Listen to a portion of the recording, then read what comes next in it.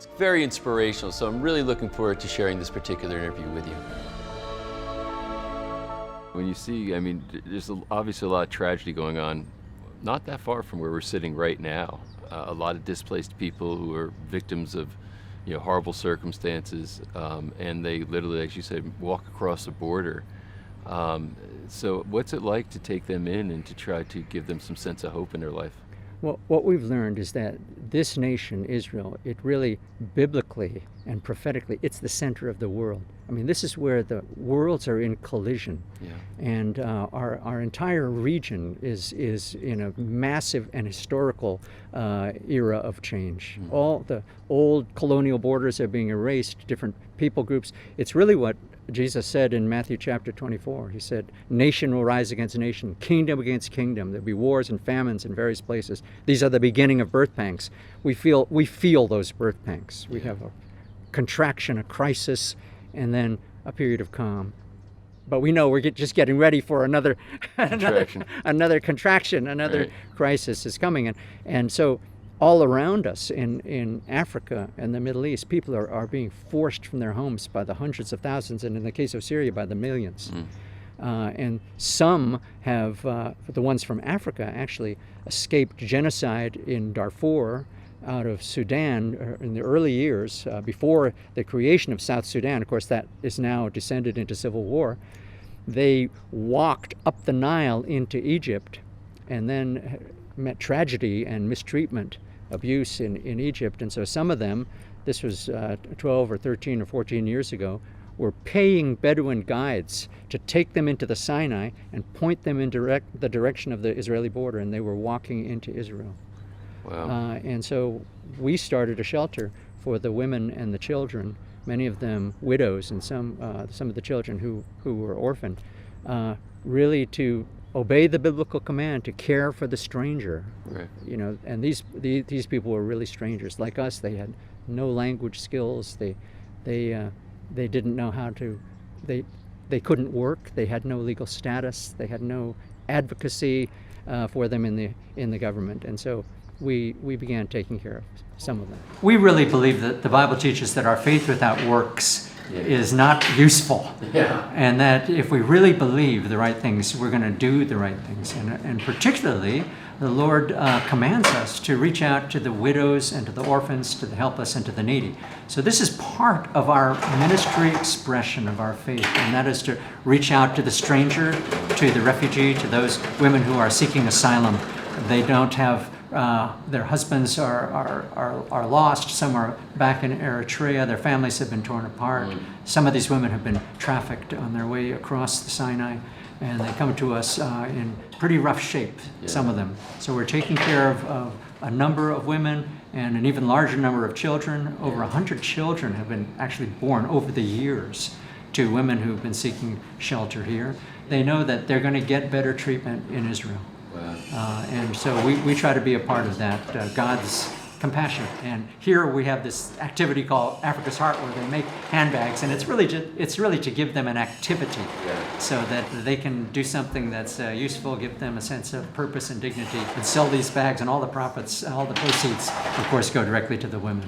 That's wonderful work. So it's interesting from your own personal experience in following a calling. When you came here all those years ago, would you have envisioned that you'd have this kind of shelter being taken care of these types of refugees? I mean, when this happened to us, our congregation was already maturing. Okay, right. Our congregation was already 15 years old, and we were growing, and we knew we were more confident of our call to reach the Jews and the Arabs of Israel, and to build and to plant congregations, to teach, and to raise up a messianic remnant that hadn't been around for 2,000 years. I mean, that was consuming us. So the idea of now caring for African refugees who were really out of our scope was, we struggled with it. Yeah. We struggled with it, and until the Lord finally had to show us this was the call of the chosen people, was to care for the stranger. Yeah. And something that I think touches the heart of God. And certainly we learned so many things by the process of learning to accept them and really to make them part of this community. So this is interesting then about the inspiration, because as I'm looking at how you've answered a calling to come here in the first place. So something when you came to faith inspired inside of you to say, okay, we're going to do things, and we're going to do radical things based on this. But then I think from would you describe, and I'd like to understand how you experience it, that what that was, and if that was more kind of an internal thing, and then is it inspiration from the external work, like working with these refugees? Right.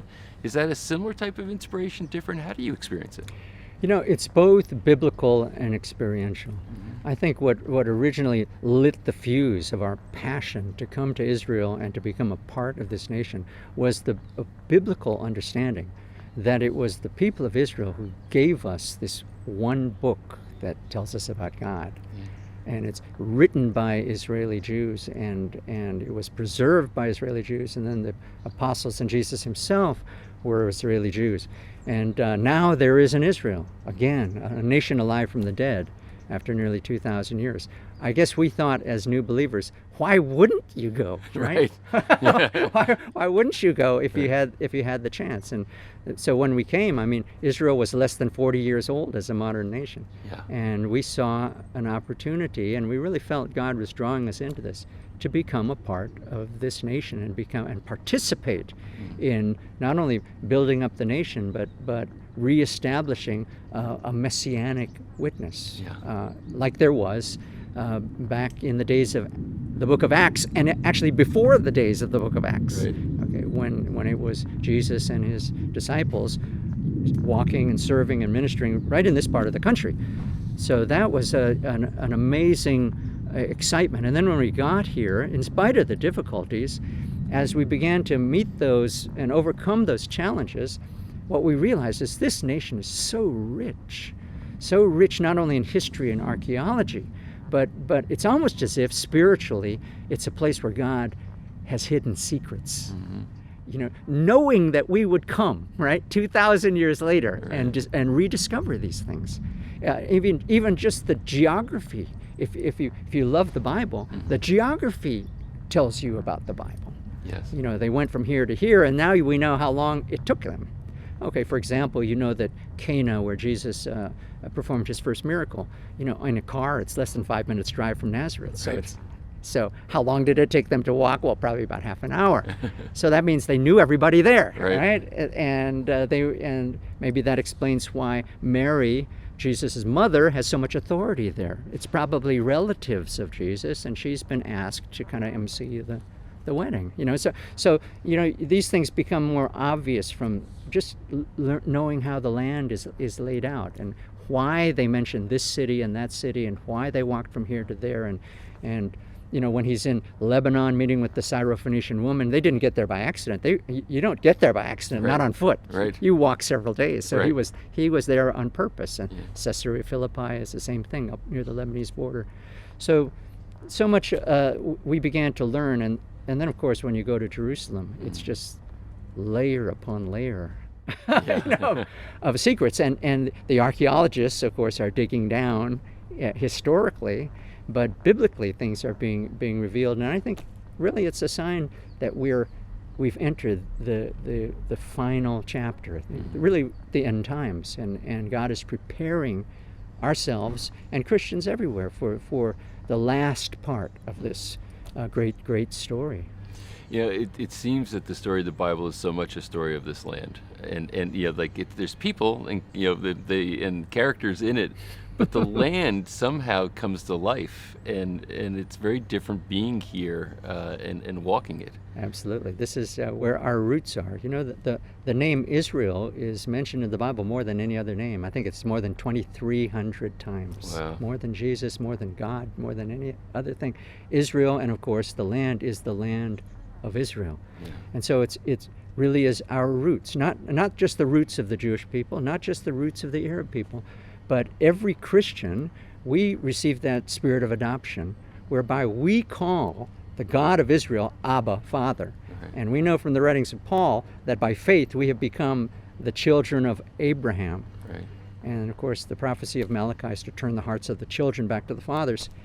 I tell people the fathers aren't Martin Luther and John Calvin or Billy Graham. Okay? The fathers are Abraham, Isaac, and Jacob. Right. And when we Christians begin to really get that sense, the Bible becomes many times richer than if we're only understanding and focusing on the New Testament. That's it for this particular interview. Thanks for joining me. Really excited to take this ongoing journey with you as we keep bringing more content. If you haven't already, you really should subscribe to this channel. There's a lot of phenomenal content coming down the road into the future that you'll want to know about. Leave a comment down here. I think people would love to hear from you, and then you can hear from them too. If you liked it, go ahead and give a like. It only takes half a second, and share this with people that you care about. The world needs more light in it right now. So thanks for being with me. Hope to connect with you again soon.